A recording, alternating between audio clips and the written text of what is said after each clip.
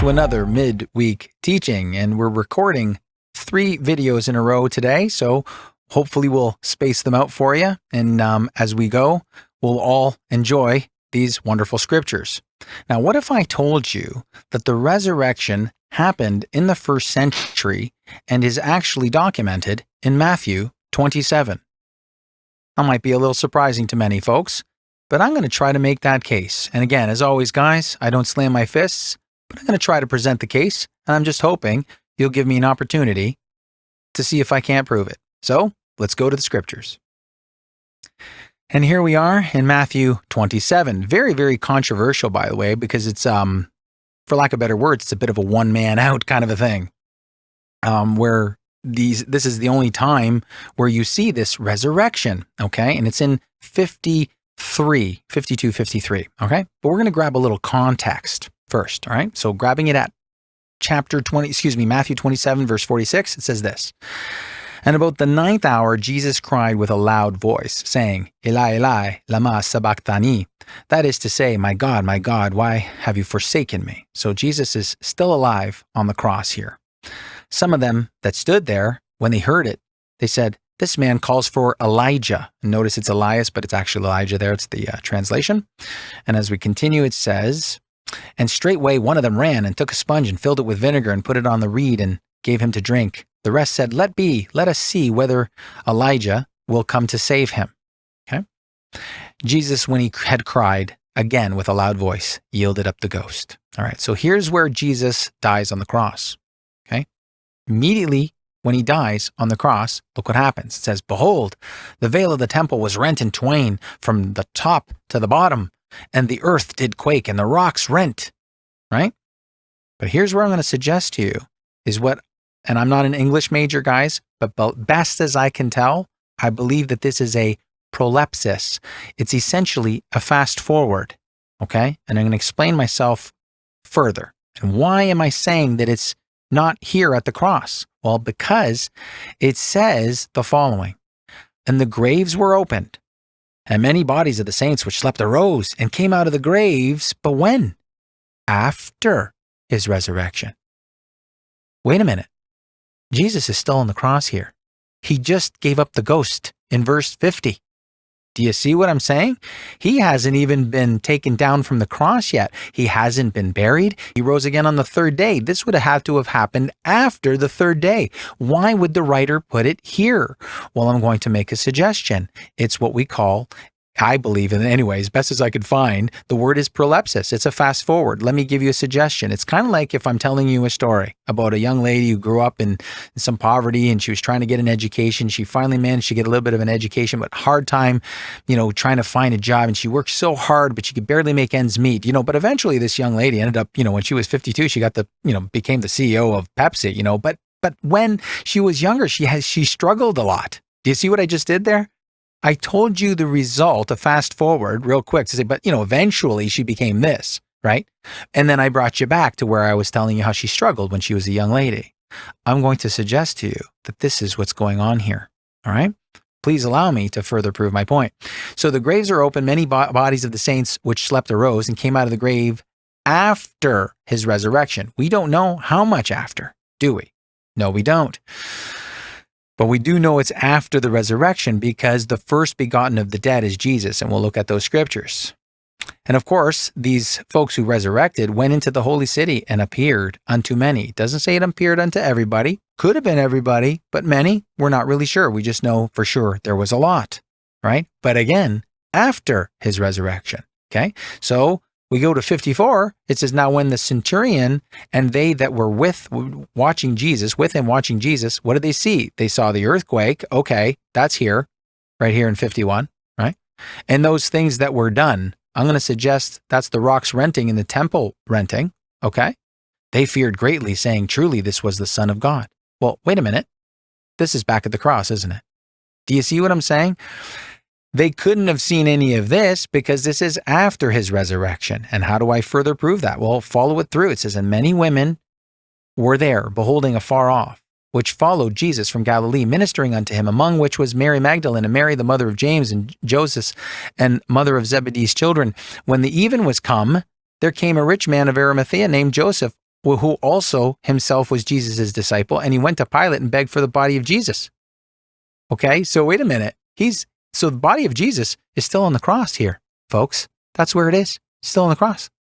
Even in verse 56 and 57, right? And then Pilate commanded that the body to be delivered, and when Joseph had taken the body, so now in 59, he's taking the body.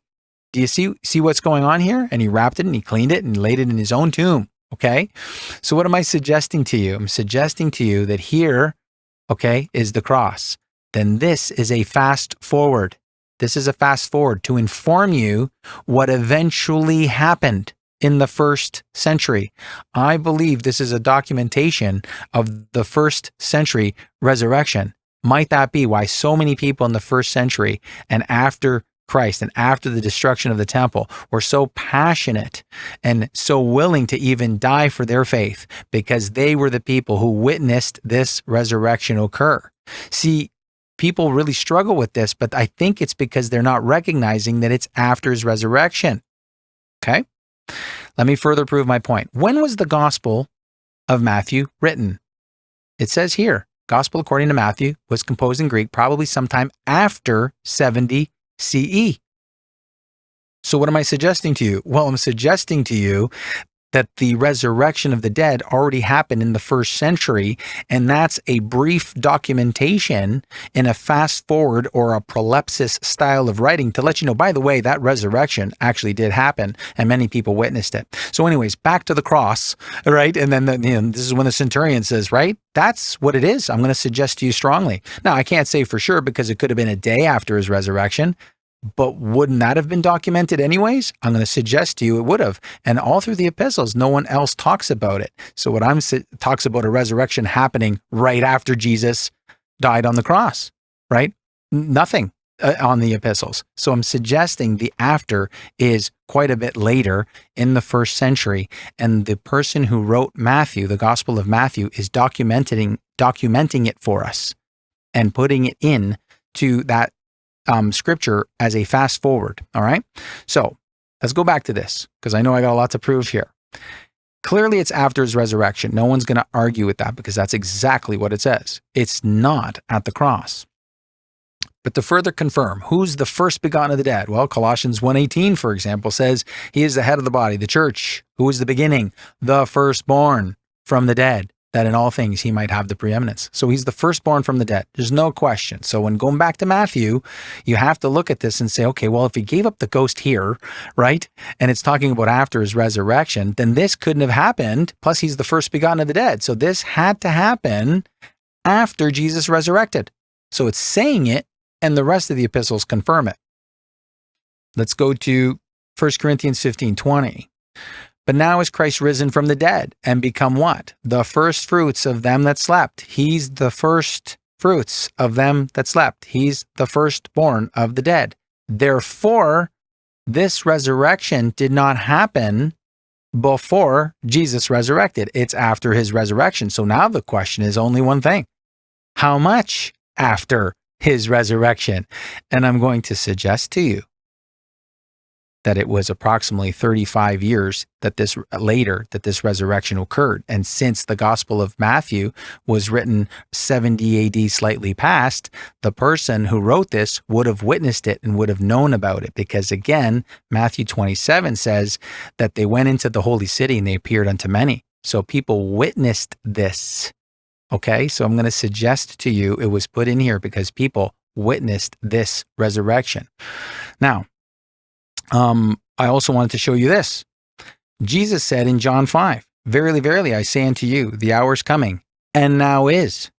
Okay, this is a very, it's around the corner. The time is coming, and now it's happening.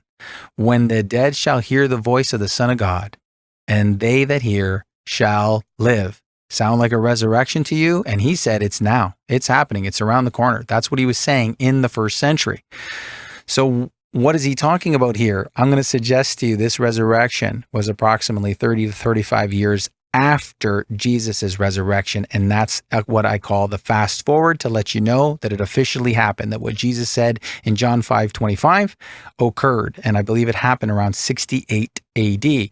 Any more proof that a resurrection was about to happen in the first century to validate what I'm saying about this particular scripture, that it was put in here as a let you know, by the way, it all came to pass. And this was witnessed by many people, because Paul himself in Acts 24:15, okay, I'm choosing the Greek here for a reason, okay? And in 24:15, he talks about the resurrection of the just and the unjust. And we've talked about how there's only one resurrection. And Paul doesn't say just that it's going to happen. He says it's about to happen. So he says here in Acts 24:15, I'm going to show you in the Greek, he says that a resurrection is about to be. There's about to be a resurrection of both the just and the unjust. Okay, so let me give it to you here in regular terms, if you will. I'll go King James. Okay, 24, and I'll go 24 and 15, and it says this, right? When Paul says, I have hope toward God, which they themselves also allow, that there shall be a resurrection of the dead, both of the just and the unjust. Technically, guys, it's not shall, okay? It's about to be, and that's what I was showing you here, okay? I have hope in God, as they themselves allow, right? And await, by the way, in this version, which I think is even better, that a resurrection is about to happen of both the just and the unjust. Do you see that? It was about to happen in this time frame. And Luke is documenting Paul saying this in the first century, that it's about to happen. Okay? This word is melain or mellow in its original. Okay? And it means, basically it means it's about to. Okay? So for example, here in Matthew 2:13, when Herod was about to seek the child. Okay? And that's why even here in the interlinear is about to. All right? So what I'm trying to show you here is that this is a resurrection that was about to happen. So take all that information and read this section one more time, because this is a challenging section. Lots of people have had challenges with this. But I think that this is a fast forward, okay? So let's review it. Jesus gives up the ghost here on the cross in verse 50. In verse 51, the centurion, it says, behold, the veil of the temple was rent in twain from the top to the bottom, and the earth did quake and the rocks rent. So there was a big sign that something big just happened, okay? This is what the centurion saw, okay?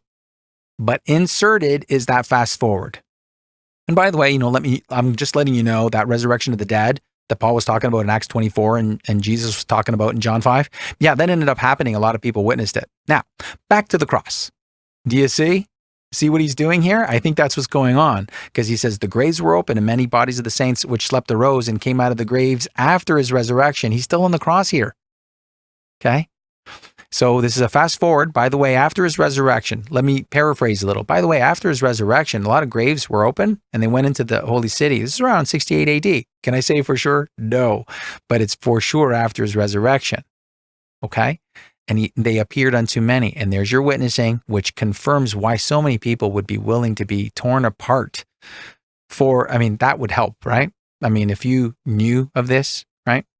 And witnessed that might inspire you to say, oh, no, I know what's going on here. Okay, so I'm going to suggest to you something really big happened here. It was a fast forward. He let you know about it. And then when you get to 54, it says, now, when the centurion and they that were with him watching Jesus, well, where were they watching him? Well, they watched him yield the ghost here. That's where they were watching him, on the cross. It's back to the cross. Okay, back to where they were telling you the account. And that's why it says, they were with him watching Jesus, saw the earthquake, mentions nothing about the bodies here. Oh, didn't they see the bodies, right? Coming out of the graves? No, they don't mention nothing. Why? Well, because it didn't happen yet. It happened after his resurrection. This is a fast forward view of what ended up happening in 52 and 53. And so they saw those things that were done and feared greatly, saying this truly was the Son of God. What they saw was 51, and that was enough to shake their boots, of course. All right. But what they don't mention here and what they didn't see was this resurrection of a bunch of bodies coming out of the graves, because it was after his resurrection. He hadn't resurrected yet. He already died. here, but he didn't resurrect yet, not for another 3 days. We know that. And that's why, of course, you're seeing now that the body's being taken off the cross. And that's my suggestion, folks, that 50 and 51, of course, happens at the cross when Jesus dies. 52 and 53 are a fast forward to let you know that there was a confirmation there indeed was a resurrection in the first century. And this is biblical documentation, potentially, if I'm right on my interpretation. A biblical documentation in your Holy Bible of the first century resurrection. That's exciting, in my opinion. And when you get to 54, he comes back to the cross and tells you the rest of the account. So, there it is, guys, an interpretation of Matthew 27, where I am suggesting that it is certainly possible, it's possible, that the after his resurrection means about 30 to 35 years after his resurrection. And since the Gospel of Matthew wasn't written till sometime shortly after 70 CE or 70 AD, it is quite possible that if that resurrection happened in 68 to 70 AD, that the writer could have written about it and inserted it there as part of our understanding that that resurrection that Paul was saying is about to happen did indeed happen. Jesus said the time is coming and now is, and that resurrection did indeed happen. And now we don't have to claim to people somehow, no, it's going to happen, or maybe it did, we're not really sure. We can say, no, the Bible says that it happened. It's documented. That might be something really exciting to think about and consider. So I hope I've given you something to think about and consider. And again, guys, I don't slam my fists, but from where I'm sitting, if my interpretation is fairly accurate, then I think we have something really cool on our hands. I think we have a biblical documentation of the first century resurrection.